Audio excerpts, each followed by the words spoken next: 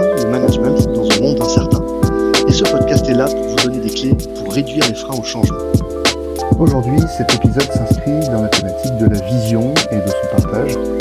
Je vous propose l'analyse de Christophe sur l'importance d'une vision claire et partagée par toute l'entreprise. Christophe, c'est à toi.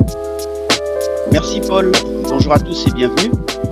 Je vous propose de partir du postulat qu'au cœur de toute entreprise prospère réside une vision claire, qui émane du dirigeant, qui est infusée dans l'ensemble de l'organisation.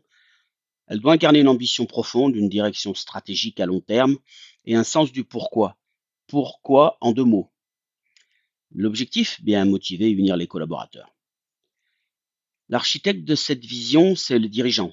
L'important pour lui à ce stade, c'est de posséder une compréhension aiguë du paysage actuel, d'anticiper les tendances futures et formuler une perspective inspirante pour l'avenir de l'entreprise. Une boussole pour orienter les décisions stratégiques, l'allocation des ressources, les priorités opérationnelles, le tout avec du sens et de la cohérence. Par contre, soyons d'accord que la clarté de la vision au sommet ne suffit pas. Son véritable pouvoir, c'est lorsqu'elle est activement partagée avec l'ensemble des collaborateurs. Ça implique un dialogue ouvert et une écoute attentive des retours et des perspectives des équipes.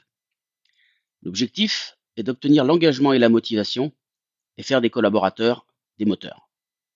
Tu viens d'assister, Christophe, sur l'importance d'une vision claire, mais concrètement, la difficulté que je rencontre souvent sur le terrain, c'est que le dirigeant, il en a une de vision, mais elle est dans sa tête et elle y reste. Alors, comment est-ce qu'on fait pour la rendre vivante et que ça dépasse le simple PowerPoint pour que les équipes se l'approprient? Comment est-ce qu'on la transmet, cette vision?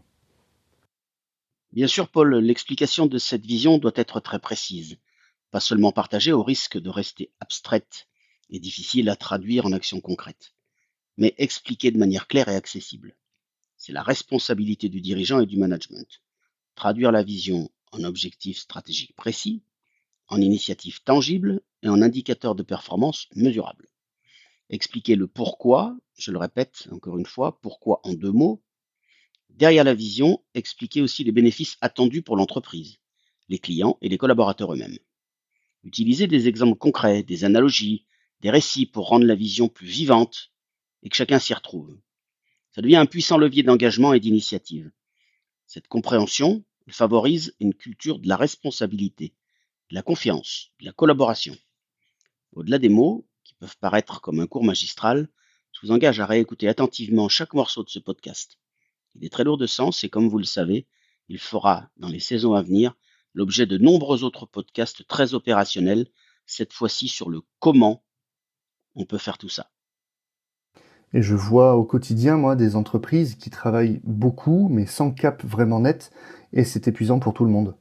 Alors, Christophe, qu'est-ce qu'on risque concrètement si cette vision n'est pas claire, ou pire, si elle n'est pas partagée? Dis-nous en plus. Alors on peut parier sans grand risque que l'absence de vision comprise par les collaborateurs expose l'entreprise à une série de risques, de problèmes que je vais tenter d'énumérer. En premier lieu, sans vision claire au niveau du dirigeant, donner une direction stratégique est une gageure. On navigue sans cap précis, on réagit aux opportunités ponctuelles, sans cohérence globale, on prend des décisions court-termistes, on disperse des ressources et j'en passe. On peut aussi dire que le défaut de partage de vision va engendrer du désengagement chez les collaborateurs. Se sentant non informés, non impliqués, ils perçoivent leur travail comme une simple exécution de tâches, sans lien avec un objectif plus grand. Tout est dit. La motivation s'érode, le sentiment d'appartenance diminue et le taux de rotation de personnel a de grandes chances d'augmenter. On a parlé de vision, on a parlé de partage. Un mot sur l'explication de la vision. Sans ça, il est probable qu'on constate de la confusion et un manque d'alignement. On risque aussi des interprétations différentes des objectifs de l'entreprise. On risque des efforts dispersés, des priorités contradictoires et au final, du gaspillage de ressources. Enfin, si la vision n'est pas comprise, elle ne guidera jamais les actions quotidiennes des collaborateurs, c'est-à-dire l'opérationnel. On parle ici d'initiative, d'autonomie, de prise de décision, sans attendre les instructions précises pour chaque action. La réactivité face au changement du marché est lente et l'entreprise perd en agilité. Alors, Christophe, tu viens de nous partager beaucoup d'éléments, et c'est déjà très riche. Si on devait resserrer l'idée, la colonne vertébrale de tout ça, qu'est-ce qu'on devrait garder? Qu'est-ce que tu peux nous faire comme synthèse? Globalement, retenez que c'est avant tout l'affaire du dirigeant et de sa garde rapprochée. Ça passe par de la définition, de l'ajustement avec cette garde rapprochée, de l'explication autant que de nécessaire, du partage et l'illustration par des exemples concrets. Sans cela, on file vers l'inefficacité opérationnelle, avec des prises de décision peu efficaces, de la perte de compétitivité, un manque d'engagement et j'en passe. Conclusion, investir dans une vision, dans sa communication et son appropriation par les collaborateurs est essentiel au succès à long terme de votre entreprise.